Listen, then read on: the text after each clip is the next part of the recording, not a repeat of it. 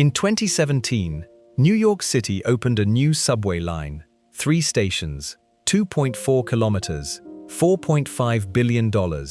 11 years from groundbreaking to ribbon cutting, officials called it a generational achievement. That same year, China opened 35 new metro lines across 18 cities. That gap, between what a Western city calls a milestone and what an Asian city calls a Tuesday, is what this video is about. Because New York is not the exception. London, Paris, and Sydney are all running the same playbook. Announce the project, debate it for a decade, build it slowly, celebrate it loudly. Meanwhile, 10 cities across Asia are doing something different. They're building at a pace that has no real precedent in modern urban history. New airports, new metros, new industrial corridors. In one case, an entirely new capital city from scratch, in a jungle in Borneo. Some of these cities you know well. Some you've probably never thought of as future global economic powers. By 2050, that's almost certainly going to change.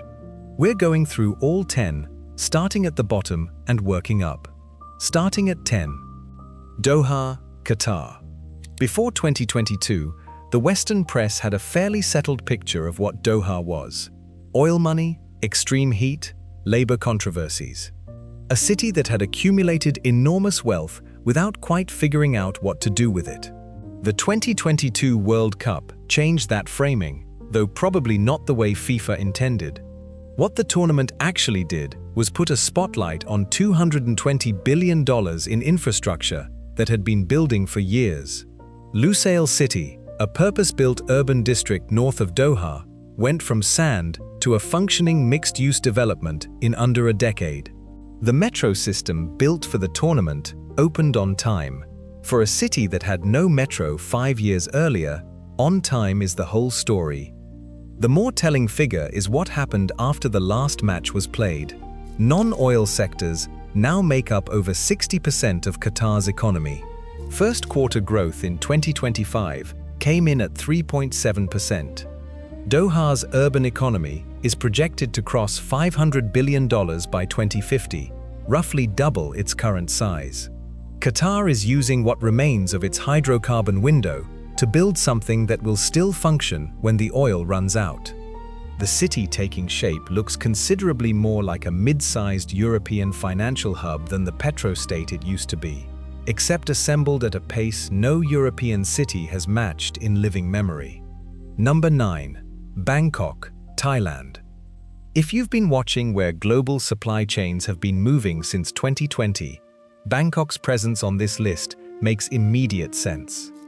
The Eastern Economic Corridor, a government-designated industrial zone covering 3 Thai provinces southeast of the capital, has pulled in over $45 billion in investment. Apple, Tesla, and Foxconn have all shifted manufacturing and logistics operations there. Bangkok's economy grows at about 3% a year.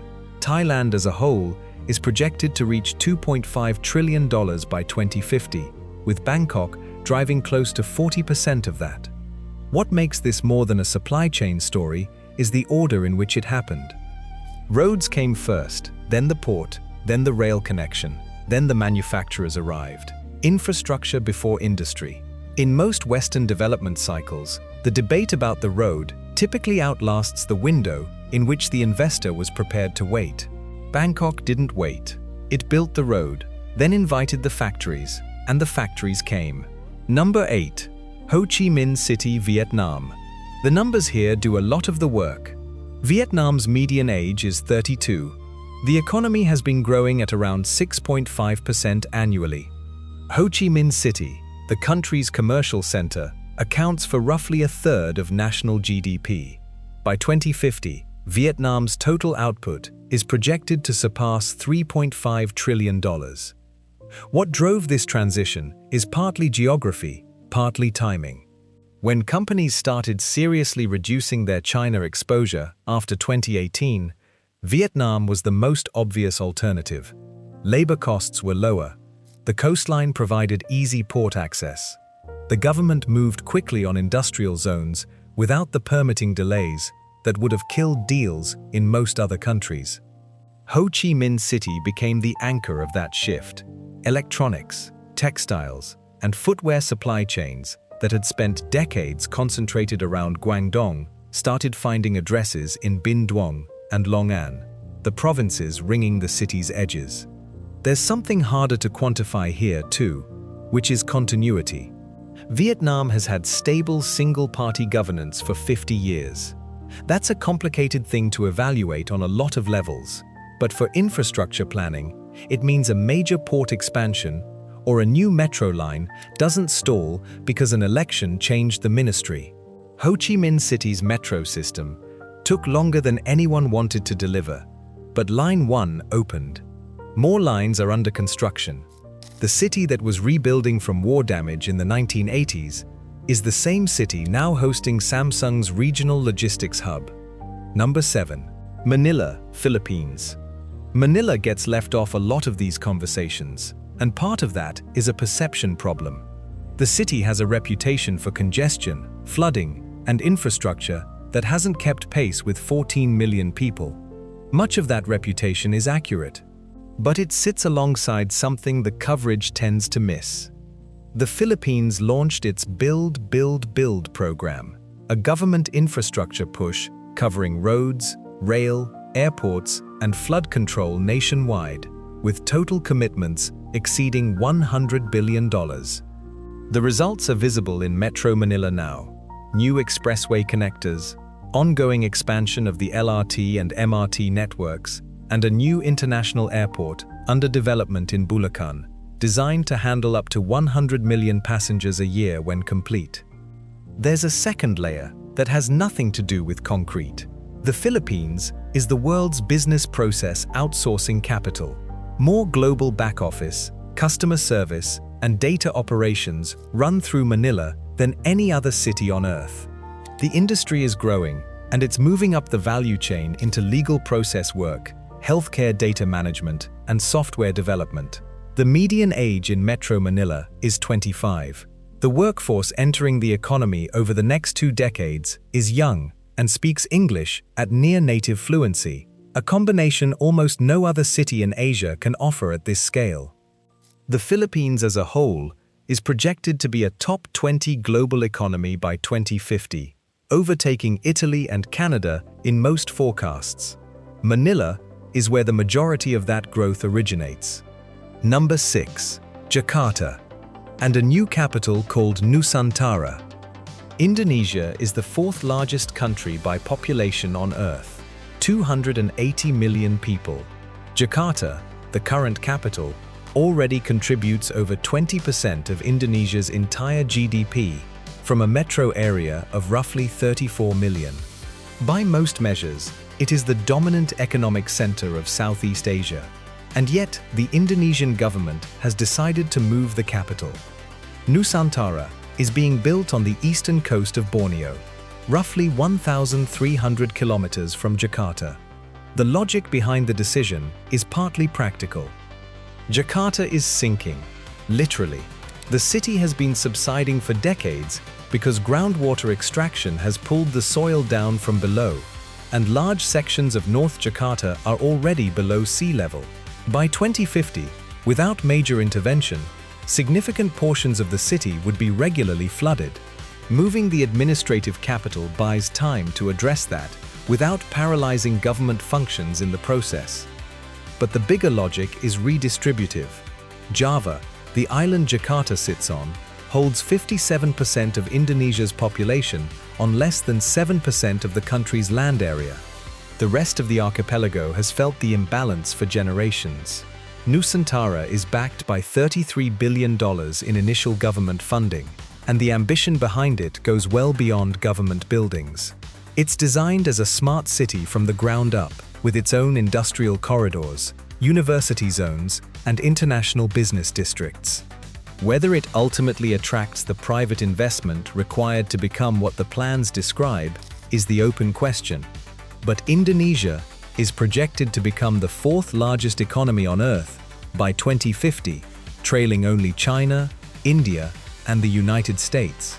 Jakarta will still be where most of that economy runs. Nusantara is the bet on whether Indonesia can grow a second engine. Number 5. Hyderabad, India. There is a building in Hyderabad that Amazon uses as its largest office in the world. Not its largest office in India, its largest office anywhere.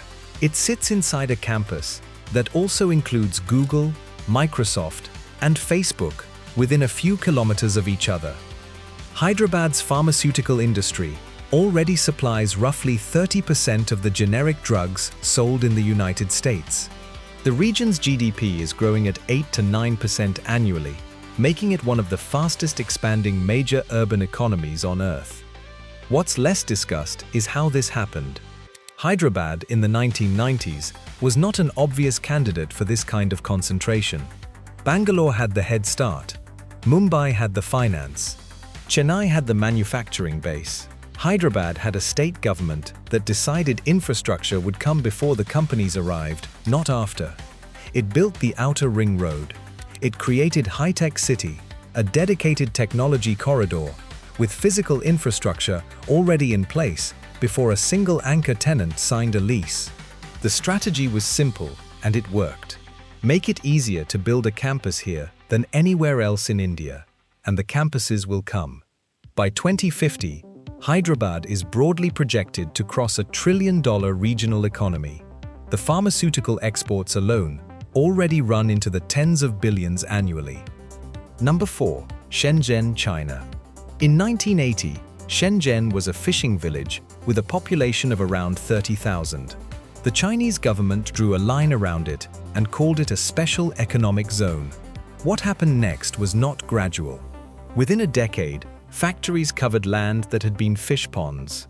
Within 2 decades, the city had a functioning stock exchange.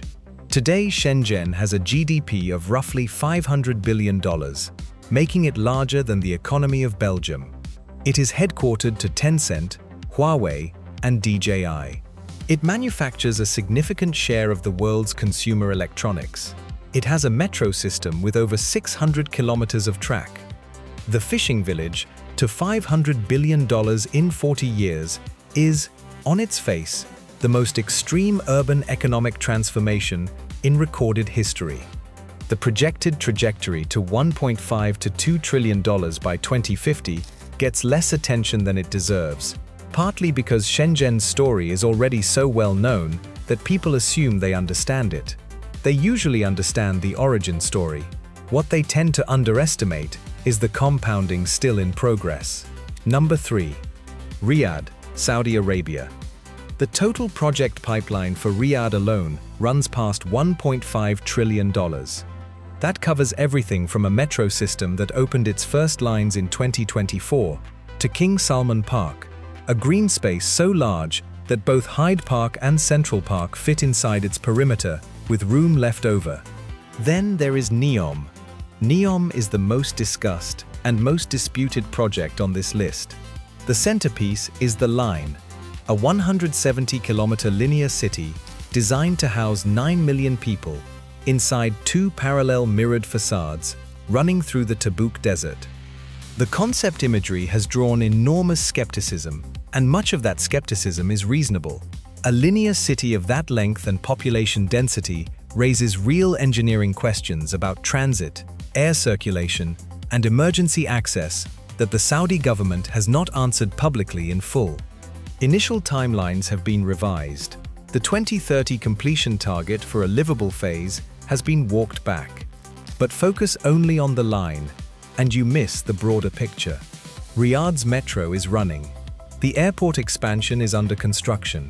The new financial district is built and occupied. The underlying economic logic of Vision 2030 does not depend on The Line delivering in its original form. It depends on Saudi Arabia reducing its reliance on a commodity the world's largest car companies have committed to phasing out. The urgency behind the spending is not theater, it is arithmetic. Riyadh is projected to be a top 10 global city economy by 2050, potentially crossing $1.5 trillion in annual GDP.